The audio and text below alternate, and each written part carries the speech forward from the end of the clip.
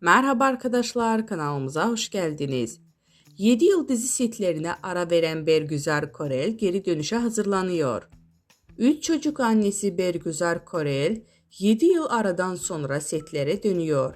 Kanlı Yayın adlı dizide başrollerinde oynayan Bergüzar Korel hamile olduğunu öğrenince dizi projesini ertelemişti.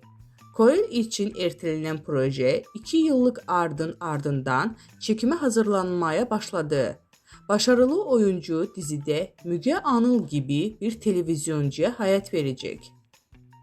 Bizden bu kadar arkadaşlar. Videoların devamını gelmesini istiyorsanız kanalımıza abone olmayı unutmayalım. Hoşça kalın.